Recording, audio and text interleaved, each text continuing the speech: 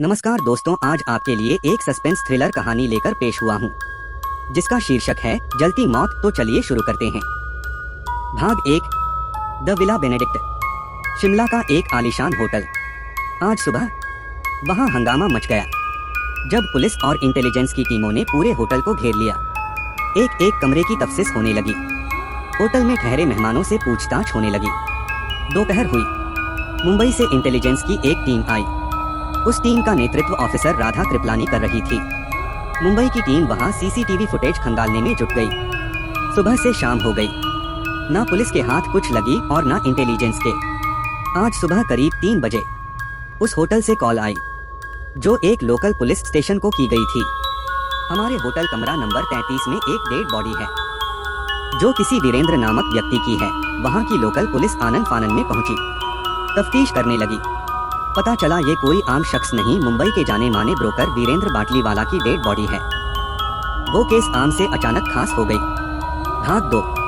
1 महीने बाद पुलिस आज तक उस मर्डर मिस्ट्री को सुलझा नहीं पाई थी कि फिर मुंबई के एक पॉश इलाके में ठीक उसी तरह एक और हत्या हो गई। इंटेलिजेंस ऑफिसर राधा कृपलानी अपने टीम के साथ वहां पहुंची। पूछताछ करने पर पता चला वो एक बिजनेसमैन था। यहाँ उसका एक मीटिंग चल रहा था। उसने जैसे ही कॉफी पीना शुरू किया, उसके शरीर में अचानक आग लग गई। वो चिल्लाते हुए इधर उधर भागने लगा। उसके साथ मीटिंग में बैठे लोगों ने आग बुझाने की भरसक कोशिश किया, पर वे नाकाम रहे। तड़पते हुए उसने वहीं दम तोड़ दिया। सीसीटीवी खंगाला गया। घटना सेम टू सेम वैसी ही घटी जैसे उनके साथ मीटिंग में शामिल हुए लोगों ने बताया। आज ये दूसरी घटना है। पुलिस वालों का माथा चकराने लगा। इंटेलिजेंस ऑफिसर राधा अपने ऑफिस आई। अपने केबिन में बैठ गहरी चिंतन में डूब गई। भाग 3। 1 सप्ताह बाद सुबह का वक्त। मालाबार हिल, एक आलीशान बंगला। रोहन कपूर उस बंगले का मालिक, बहुत धनी आदमी। आज वो अपने बंगले में कैद था। बाहर भाड़े के बाउंसर और प्राइवेट सिक्योरिटी गार्ड पहरे पर थे। उसे लगने लगा था उसकी जान खतरे में है। मरने वाले दोनों शख्स उसके बिजनेस पार्टनर थे। वो बहुत डरा हुआ था।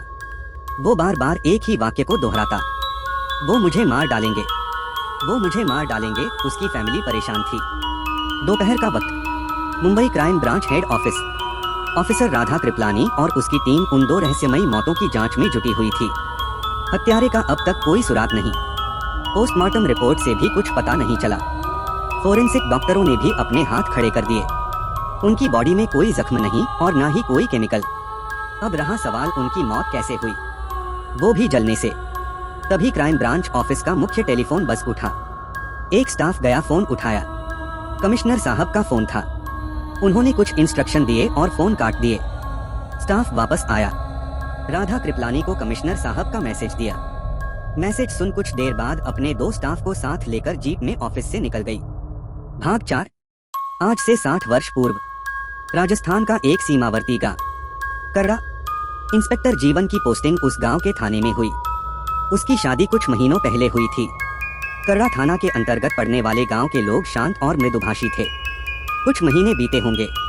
अचानक कर्रा थाना के अंतर्गत पड़ने वाले कुछ गांवों में रहस्यमय तरीके से लोग मरने लगे। उनका शरीर अचानक जलने लगता।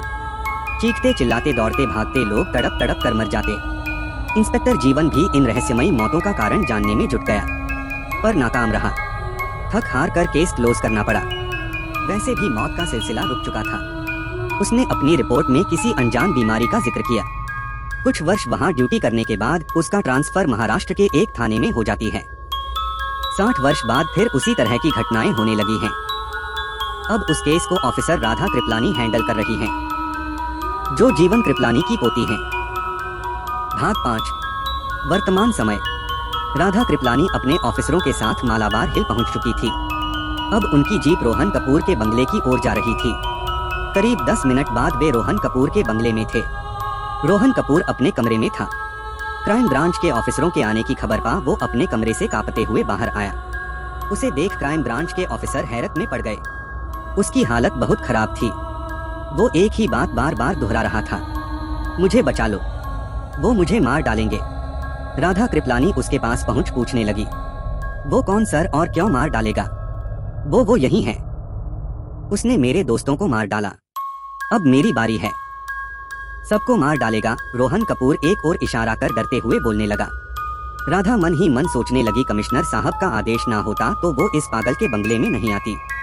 अचानक रोहन कपूर शांत हो जाता है और वहाँ मौजूद हर शख्स को विचित्र ढंग से मुस्कुराते हुए देखता है। सभी उसे देख हैरान हो जाते हैं। राधा उससे कुछ सवाल पूछने वाली होती है कि उसके शरीर से धुआं निकलने लगता है और देखते ही देखते उसका पूरा शरीर आग से झुलसने लगता है। वो चीखता है, चिल्लाता है, भागता है। उसके लोग आग बुझाने का प्रयास करते हैं और जब आग बुझ जाती है उसकी मौत हो जाती है। उसका जीता जागता शरीर अधजली लाश में बदल जाती है। राधा वहीं खड़ी थी। उसकी आंखों के सामने ये घटना घटती है। उसकी आत्मा तक सिहर उठती है। उसके बोल नहीं फूटते। वो खौफ से एक ही जगह जड़ हो जाती है। भाग 6। दूसरे दिन सुबह राधा अपने बेड में लेटी हुई थी, मगर उसकी आंखें खुली थीं। वो शायद अब भी पिछली रात को हुई भयानक घटना के सदमे में थी। तभी उसके फ्लैट का डोर बेल बज उठा। वो बेड से उठी। उसने दरवाजा खोला।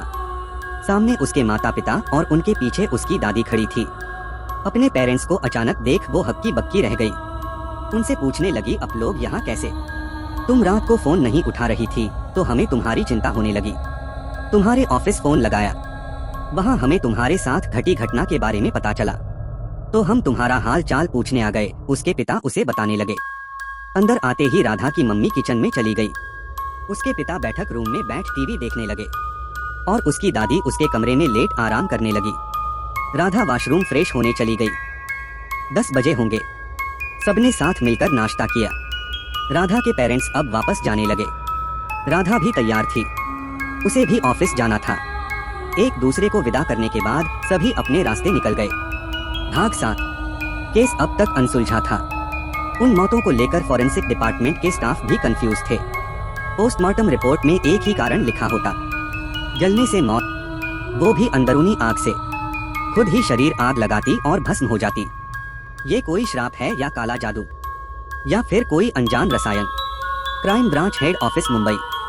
सुबह 11 बजे राधा कृपलानी अपने ऑफिसरों को इंस्ट्रक्शन दे रही थी, क्योंकि रोहन कपूर के आखिरी शब्द उसके दिमाग में घूम रहे थे। सब मरेंगे, यानी अभी और भी विक्टिम हैं। राधा सबको ट्रैक करने का इंस्ट्रक्शन देती है और मरने वालों के पास्ट के बारे में जानकारी जुटाने का आदेश देकर खुद कॉफी का एक कप पकड़े अपने केबिन में चली जाती है। शाम के 6 बजे राधा अब भी अपने केबिन में बैठी हत्याओं से जुड़ी पुरानी फाइलें खंगाल रही होती है। तभी उसके केबिन में एक क्राइम ब्रांच का स्टाफ नोक कर दाखिल होता है। वो उसे बताता है, राजस्थान के करड़ा थाने में इसी तरह की हत्याओं की पुरानी फाइल मिली है मैडम, जिसका इन्वेस्टिगेशन आपके दादा जीवन कृपलानी कर रहे थे। अपने दिवंगत दादा का नाम सुनते ही राधा की आंखों के सामने एक दृश्य कौंधने लगता है। आज सुबह जब उसकी दादी वापस जाने लगी तब उसकी दादी एक प्लास्टिक की थैली में एक पुरानी फाइल देते हुए बोली, तुम्हारे हर सवाल का जवाब इस फाइल में है बेटी, पढ़ लेना। राधा हड़बड़ाते वहाँ से निकली और जिप स्टार्ट करते ही अपने फ्लैट की ओर निकल गई। भाग 8। 60 वर्ष पूर्व केस क्लोज हो चुका था, मगर इंस्पेक्टर जीवन अब भी उस केस की गुप्त रूप से तहकीकात कर रहे थे। एक बार उसे एक बुजुर्ग व्यक्ति मिले जिन्होंने बताया, मरने वाले ठाकुर खानदान के थे। वर्षों पहले की बात है। यहाँ के जमींदार ज्वाला सिंह ठाकुर बहुत बीमार थे। उन्होंने बहुत से वैद्यों को अपनी बीमारी के बारे में बताया, पर उनकी बीमारी ठीक नहीं हो रही थी और उनके परिवारजनों में भी फैल रही थी। तब यहाँ भील समुदाय के कुछ परिवार आए। उन्होंने जड़ी बूटियों से दवा बनाकर ज्वाला सिंह को दिया। उस आयुर्वेदिक दवाई के प्रयोग से कुछ महीनों में वे और उनका परिवार स्वस्थ हो गया। उन्होंने खुश होकर भील लोगों को कुछ एकड़ भूमि दान में दी। वो भील समुदाय वहीं बस गई। वे जड़ी बूटियों की दवा बेचकर अपना जीवन यापन करने लगे। समय गुजरने के साथ उस भूमि में उनकी बस्ती बस गई। ज्वाला सिंह भी गुजर गए। उस बुजुर्ग ने आगे बताया, आपके यहाँ आने के 3 वर्ष पूर्व ठाकुर परिवार के सदस्य लालचवश उस भूमि को फिर हथियाने की कोशिश करने लगे। उन्होंने उस समय के थानेदार के साथ मिलकर उन पर जुल्म ढाना शुरू किया। एक रात उन लोगों ने मिलकर सो रहे भीलों की बस्ती में आग लगा दी। उस आगजनी में बहुत से भील लोग मारे गए। जो बच गए वे अपनी जान बचा भाग गए। वे कहाँ गए कोई नहीं जानता।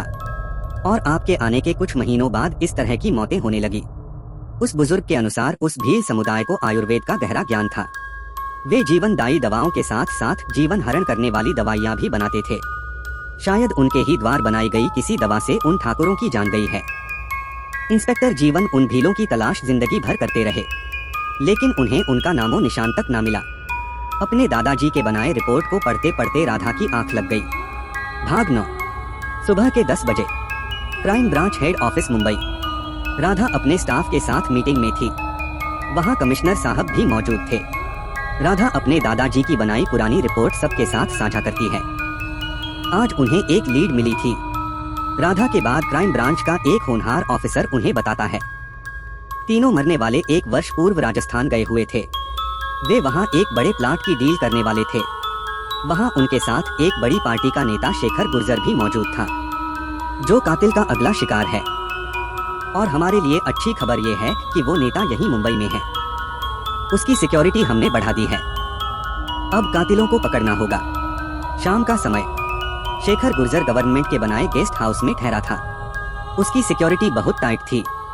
उस गेस्ट हाउस के ऑपोजिट एक इमारत से क्राइम ब्रांच की टीम लगातार नजर रखे हुई थी। पुलिस वाले उस गेस्ट हाउस के आसपास लगातार गश्त में थे। राधा गहरे सोच में पड़ी हुई थी। उस जमीन के टुकड़े पर जब भी कोई दखल देता है तब इसी तरह की मौतें हुई है। कातिल हमारे आसपास ही हैं। वो कोई भी हो सकते हैं। इन्हीं ख्यालों में राधा खोई हुई थी। तभी उनका एक ऑफिसर उन्हें आवाज देने लगा। मैडम यहाँ आइए। उसकी आवाज सुन राधा भी ख्यालों के भंवर से निकली और उस स्टाफ के पास पहुंची। उस स्टाफ ने बताया अभी कोई पागल सा व्यक्ति गेस्ट हाउस के मुख्य गेट के पास बैठ कुछ कर रहा था। कहाँ गया वो? राधा उससे पूछी। वो गेस्ट हाउस के पीछे जाती गली में चला गया। उस ऑफिसर ने उत्तर दिया। राधा फौरन ही उस इमारत से निकली और गेस्ट हाउस के पीछे जाती गली में दाखिल हो गई। कुछ दूर आगे बढ़ने पर उसे वो शख्स दिखा। मैले कुलेचे कपड़े पहने, जट बांधे बाल। वो तेज गति से जा रहा था। राधा भी उसके पीछे दबे पांव बढ़ रही थी। भाग 10। एक आधी अधूरी बनी बिल्डिंग। वहां बहुत से लोग गहरे लाल रंग के पोशाक पहने मौजूद थे। एक हवन कुंड को घेरे खड़े थे। राधा उस पागल शख्स का पीछा करती वहां पहुंच छुप जाती है। वहां मौजूद लोग किसी प्राचीन भाषा में कोई गीत गा रहे थे। तभी वहां एक बुजुर्ग शख्स खड़ा हुआ जो हवन कुंड के पास बैठा था। उसके हाथों में एक गुड़िया थी, काले रंग की, लाल सिंदूर में पुती हुई।